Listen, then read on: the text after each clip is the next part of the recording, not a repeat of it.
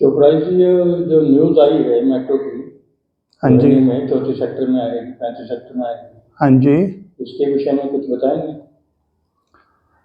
ये एक्चुअली क्या है कि इस बारी जो न्यूज़ है ये ऑथेंटिक है और मेरे ख्याल से इस बारी कैबिनेट ने अप्रूव कर दिया है, तो मेट्रो की कंस्ट्रक्शन अब स्टार्ट हो जाएगी। हाँ जी।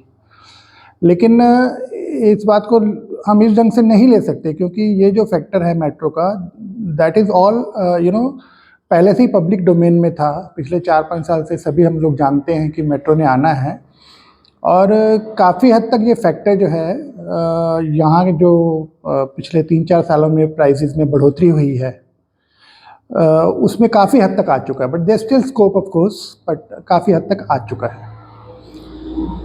और जब भी इस तरह की कोई खबर आती है, न्यूज़ आती है, बाज़ार थोड़ा सा गर्म हो जाता है, तो उस समय क्या होता है कि जो काम करने वाले हैं वो तो सदैव they always active, they are always into things. यहाँ पे खरीद रहे हैं, बेच रहे हैं, प्रयास कर रहे हैं, भाग-दौड़ कर रहे हैं, सर्वे कर रहे हैं, ये चलता रहता है। लेकिन कुछ एक ऐसे तत्व हैं मतलब ये मैं जो बात कर रहा हूँ बेसिकली जो अलॉटीज़ हैं, या वो लोग जिन्होंने प्लॉट्स खरीद के रख लिए हैं, तो उनको काफ़ी लोग संपर्क करते हैं, आप रेट्स ऑफ़र करते हैं कि 120 दिन के टाइम पे हम इतने का ले लेंगे, उतने का ले लेंगे। तो उनको थोड़ी-सी ये सावधानी बरतनी चाहिए, जिनके प्लॉट्स हैं, जो बेचना चाहते हैं। अच्छे रेट्स आजकल काफ़ी अच्छे पहुंच गए हैं। आई मीन जिन्होंने एक you have to draw a line somewhere कि आपको कितना प्रॉफिट बुक करना है। अगर आपका प्रॉफिट आ गया तो आप बुक कर सकते हैं, कूल, कोई दिक्कत नहीं है उसमें। लेकिन आपको बेचते हुए चूँकि ऑफ़र्स बहुत आती हैं कि भाई साहब इतने रुपए ले लो, इतने रुपए ले लो। कई ऐसे भी लोग हैं यहाँ पे एक्टिव होते हैं जो कि जो बाज़ार का भाव चल रहा है उससे थोड़ा सा फालतू भी देने को तैयार हो जाते हैं, because they take their chance कि ठीक है अभी ले लेते हैं, बढ़ जाएगा तो फिर कुछ कमा लेंगे, नहीं होगा तो कुछ नुकसान हो जाएगा।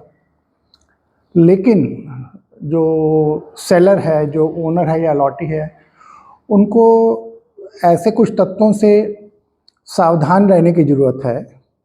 जब भी आप डील करें तो जिससे आप डील कर रहे हैं उसके विषय में पूरी जानकारी एकत्रित कर लें, बाज़ार से, 2-4 लोगों से, डीलर से, जो आपके संपर्क में लोग हैं उनसे, कि उसकी रेपुटेशन कैसी है।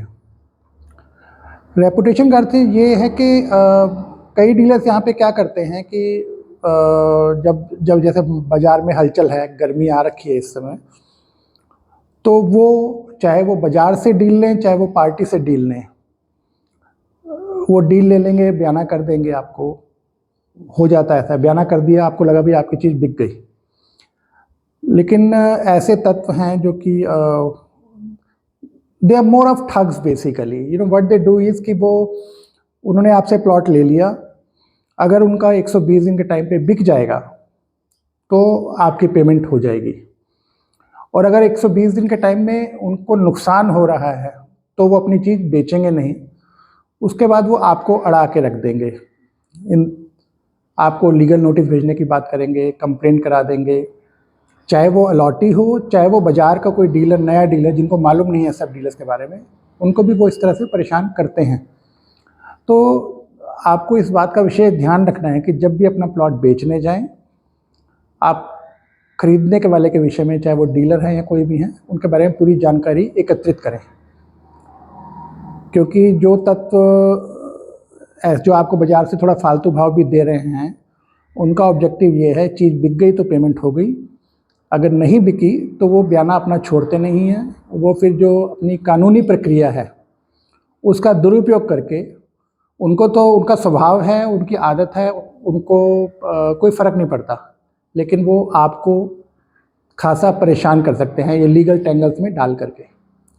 तो बस इतनी सी सलाह है मेरी सबके लिए, अलॉटिस के लिए और जो ओनर्स हैं उनके लिए, और जो बाज़ार में कुछ नए डीलर्स हैं जो ठीक से काम करना चाहते हैं, वो भी जब किसी दूसरे डीलर से काम करें तो उसके विषय में पूरी जानकारी एकत्रित कर लें। बस इतना भर कहना था, और बाकी बाज़ार बिल्कुल ठीक है। आप जो भी डिसीजन लेना चाहें, एग्ज़िट करना चाहें या रिटेन करना चाहें, that's your call. Thank you very much. आपने जो विचार रखे इस विषय में उसके लिए बहुत बहुत धन्यवाद। Thank you very much.